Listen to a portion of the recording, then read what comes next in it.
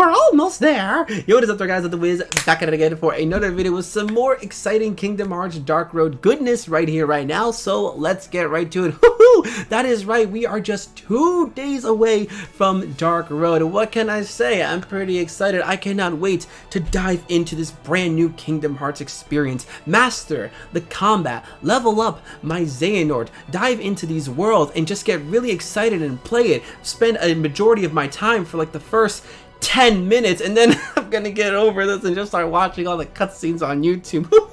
What can I say? It's probably inevitable, but nah, I'm not gonna be like that this time. I'm actually gonna 100% stay up to date with this game because this game low-key, has a lot of stuff, not just when it comes to plot, but the possibilities of what it can be. Hey, we saw what happened in Kingdom Hearts 3 when there was that whole Union Cross high score challenge. People got their names in the game and it was in the most spectacular way imaginable with that final Union battle. Oh my, it was absolutely amazing. I've never been so mad at myself for like, wow, my name could have been in there if I just actually paid attention to this thing. So yeah, I'm definitely not sleeping on Dark Road this time. Not to mention the things that this game could possibly do with, like, remember how they had the whole Starlight Keyblade thing where, hey, you complete these high challenges by having Union Cross, you'll get the Starlight Keyblade as an early thing before they were like, oh, it's the only way to get it. Flipping Square over here pulling this stunt like that. Although, hey, I don't really blame them. You gotta get people to play this game somehow. So I'm just saying, this Dark Road mobile game has the potential to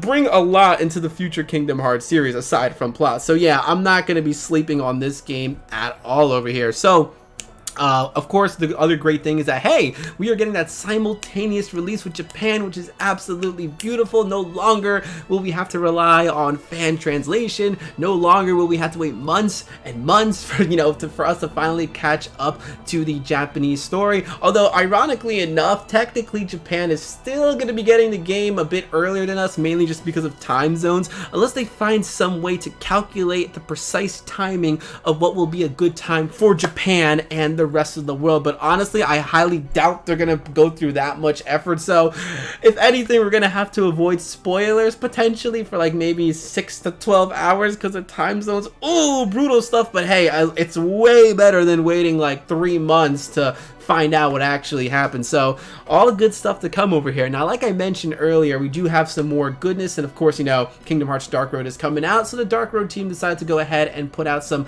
character files about, of course, the new squad that we are going to be dealing with for probably quite a while. So it's important to know who we're going to be dealing with because Luxu, are you one of these characters over here? Who really knows? But there's some really interesting text within the bio. So of course, let us go ahead and start checking out these characters. And the first one is none other than the master, the teacher himself, your boy Odin. Yep, okay, 100%. It's officially confirmed that this man is actually named Odin. What are the chances that Master Xehanort and Erika's teacher is a literal god in the sense? Now, the signs were kind of there, not because mainly we were dealing with Norse mythology and, hey, we have all these other characters' names who are associated with gods in a sense or are actual gods themselves. So yeah, why not have the Allfather himself be like, the teacher, the ringleader? It makes a lot of sense to me, not to mention the fact that this dude is kind of missing an eye over here. And the proof is when we actually go ahead and read the quote.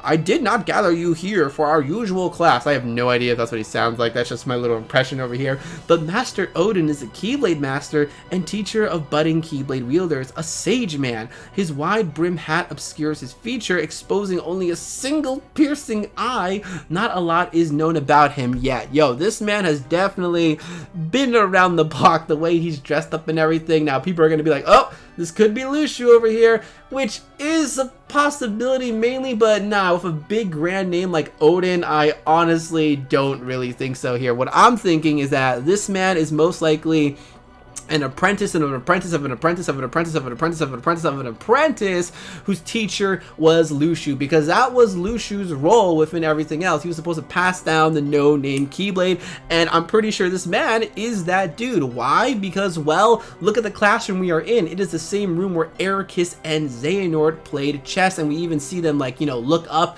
and we see the no-name Keyblade hanging in the classroom. Not to mention, they say, like, oh, you've heard of the Lost Masters. Yeah, it's the master's favorite story. Of course, an apprentice of an apprentice of an apprentice of an apprentice of Lushu's would probably know all about that story, how they fought for the light, this and that. So that's why I'm 100% pretty much confident that Master Odin is the wielder of the no-name Keyblade, and you know, he was just an apprentice of an apprentice of an apprentice whose teacher was originally Lushu. Although, hey, this is Kingdom Hearts, so maybe I'm completely wrong over here. I mean, the fact that this guy is missing an eye, and then technically Braig, technically Xigbar, technically Lushu loses an eye later on in the series, I don't know, that's just a little thing that I'm pointing out. But I will say, I am a little bit concerned about Odin, because if my theory is true, and you know, he's actually the owner of the no-name Keyblade, what actually happens to him? Because we all know at the end of the day, Xehanort is going to end up getting that Keyblade. So maybe it's something peaceful where Odin's like, yo, Xehanort, you passed the test, I'm gonna give you the Keyblade over here. Alright, nice, score, add that to my collection.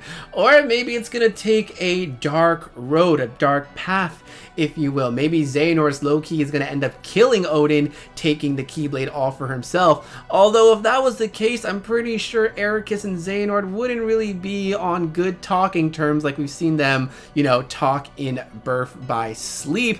But then again, you know, Master Xehanort being a master tactician and everything, maybe it's just one of those things that like, oh, he killed Odin, but he's going to blame somebody else. Or he's like, oh, yeah, I just found him dead over here. Oh, that Keyblade, don't worry, I'm going to take it off his hands over here. Because, you know, I'm thinking a lot of MCU right now. We have Odin, and we saw that Kingdom Hearts 2020 trailer with the big logo thing over here. I'm kind of looking at Eraqus and Xehanort as basically Thor and Loki at a point. You know, Eraqus being righteous Thor, this and that, and then Xehanort being Loki, the mischievous guy. We all know how much he wants the throne. Xehanort's going to do whatever it takes. He needs a leader, someone to stand. And if he wants that Keyblade, ooh, Odin might have to, like, you know, get cut from the picture. Or, I don't know, maybe Lushu is going to show up and be like, ooh, I'm going to stab Odin in the back. Hey, yo, before Odin died, Xehanort, he wanted me to give you his Keyblade over here. Oh, man, Odin, yo, we got to keep an eye out on him or watch his back because your man only has one eye over here. But, yeah, the questions. And we're going to have to wait months for these answers, probably. Oh, boy. So, next up, continuing on, let's go ahead and check out the next character profile, which, of course, is none other than your girl Vor. Yo, I don't know why, but I think Vor might actually be my favorite character so far up in this brand new group. I don't know, there's something about her that makes me think Kairi's grandma. Calm down, Ed the Wiz. Just because there's a new girl doesn't automatically mean it's Kairi's grandma. Well, if you're like me and you're thinking that she could be possibly Kairi's grandma, definitely go check out this video that I made prior, giving you all the clues and all the details, all the connections that this might actually be a thing over here. But if she's not, you know, Vor being her own character, I'm perfectly fine with this. We do know that her name, in terms of Norse mythology, she's awareness out of darkness, always prepared, she has lots of wisdom, this and that. I'm telling you, go watch the video and educate yourself over there. But let's go ahead and read Vor's character bio. That's kind of scary. Vor is one of Xehanort's classmate and a fellow Keyblade wielder. Though blessed with tremendous magical potential, she shies away from battle and has yet to showcase her true power. Although she brightens up the mood with her relaxed and cheerful nature, don't underestimate her. She's much stronger than she seems. Alright, yo, the potential to be good. Kairi, the potential to be strong over here. The similar color schemes with the outfits. Awareness out of darkness. Maybe she knows something about Xehanort's plan. Preparations. Maybe she defines a safe place to go to, like Radiant Garden, where Kairi resides. Oh, Xehanort said that one phrase in Kingdom Hearts 3 where he's like, there's one sky, one destiny. Although there were some quotes, of course, you know, back in Kingdom Hearts 1. But the fact that he says it, you know, Vor is in the same class with him, so she could have learned that from him. And where else did we see that phrase actually be heard of in the Kingdom Hearts series? Kairi's sentence at the end of Kingdom Hearts 2. I don't know. I'm obsessed with Kairi's grandma. I just want to know what the heck is going on with this chick so we can finally put that character at rest over here. But if not, hey, Vor looks like she's gonna be a really cheerful and fun character. Please don't let anything bad happen to her, Xehanort. Oh, I swear to God, if you hurt Vor, I'm gonna purposely die in this game just for you to suffer. Now, moving on to the next character, and oh boy, is this a big one. Flipping Braggy over here. Lushu, is that you? I mean, I will say that it's ridiculously obvious if it is Lucio, and I don't know if Nomura would be doing something like that over here. Your man really knows how to mess with people and throw them off, because I mean, like, flipping Braggy, you change the letters around. That's supposed Brag was Zigbard, and you know, technically Lucio over here. I will say though, looking at this guy's face, like the sharpness in his eyes, yeah, it does kind of remind me a lot like Brag. And not to mention, looking at his quote, we get to go to the outside worlds. Brag is one of Xehanort's classmates and a fellow Keyblade wielder. He often asks Xehanort for his opinion on various matters, whether out of respect or to gauge his intent. Though he acts aloof, he can't always hide his passion and enthusiasm. Now, okay, always, you know, questioning Xehanort.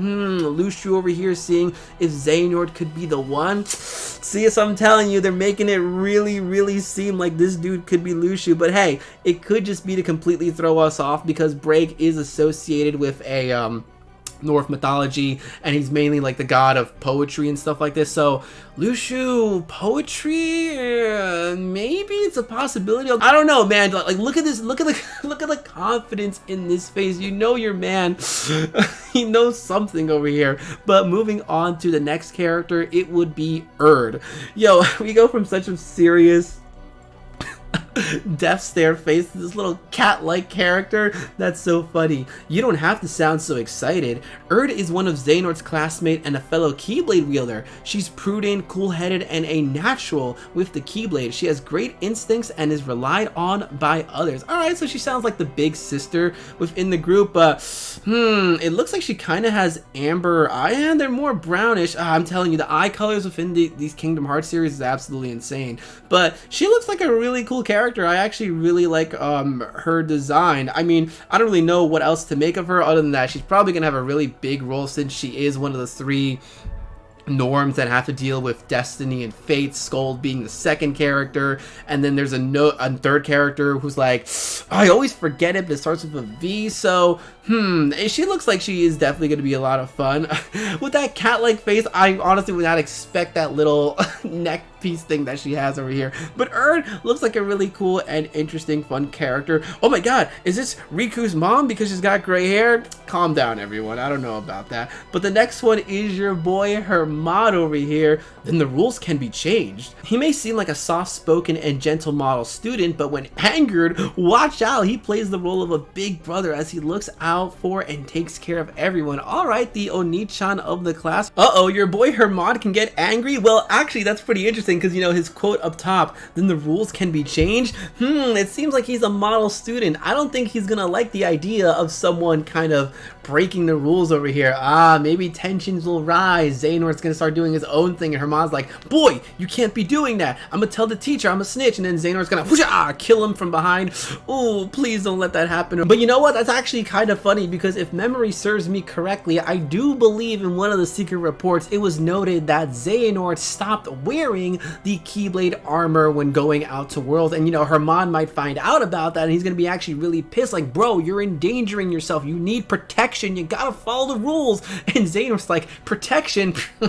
Danger's my middle name over here. Oh, yo, no, I can definitely see things start to go down. He is gonna take a dark road after all that, Xehanort. Oh boy. I like his outfit, that's for sure. It looks like he's wearing the same type of coat like Eraqus and Xehanort, so most likely he's gonna be in line to also you know, take the Mark of Mastery test. There are a bunch of theories with Hermod. You know, when it comes to Norse mythology, he's basically the messenger of the gods. So Hermod, I don't know, I've made my theories before. Maybe this is like Aqua's grandfather, maybe it's his own new individual character, but Hermod looking pretty cool. I really like his character design. Yeah, I can't wait to learn a lot more about him. Man, I mean, like, you'd think out of everyone, this guy would still be around along with Eraqus and Xehanort, since he seems to be on their level.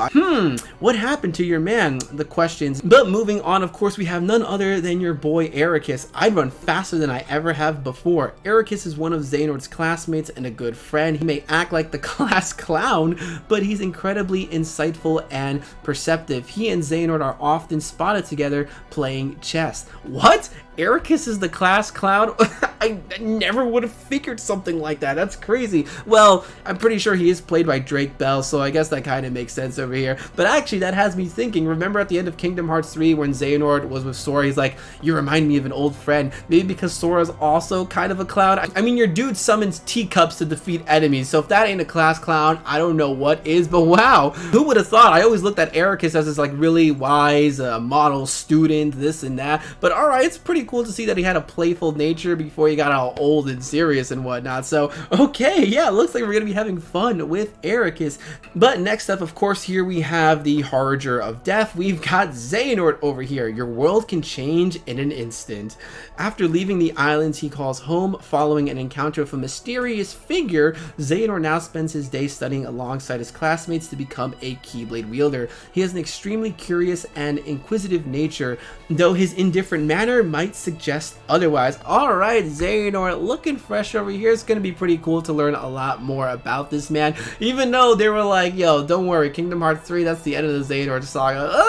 But still, we got more stuff to go ahead and show. And honestly, I don't know, I feel like Xehanort could maybe one day come back as a spiritual thing, maybe as a guide for Sora or something like that. I mean, there's so much more to Xehanort than what we know for sure. I mean, that little scene that we got with the latest Kingdom Hearts 2020 trailer, that one scene where Xehanort's like, I've been having the same thoughts since as long as I can remember, and it shows that that's the player. Like, what is the player's heart inside Xehanort? Is Xehanort a descendant of the player? Is Xehanort a reincarnation of the player? Like, that one little scene alone, holy crap, there's definitely so much more to Xehanort than what we know. But I think that is basically, yep, those were all the character profiles. What can I say? I am really excited and so happy to, like, you know, get so emotionally attached to these characters just for them to probably die.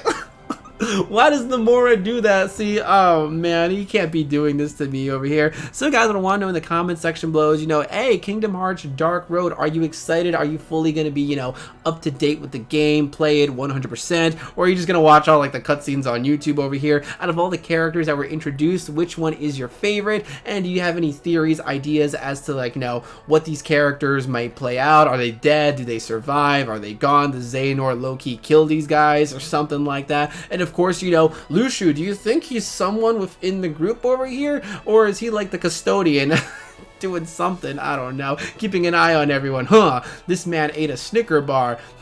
That's close to the darkness. I have no idea. So, you know, guys, if you like the video, make sure to give it a big, massive thumbs up, as that helps me and the channel out quite immensely. If you aren't already, you can follow me on my Twitter, same thing as my YouTube channel, which is Ed the Wiz. I am also on Instagram, which is MattSwag12345, where I post all the good stuff. If you aren't already, you can follow me on my Discord to talk about all this stuff. I will keep the link in the description below. So until next time, my dudes, I'm gonna go ahead and say, bye, pal. We'll see you soon.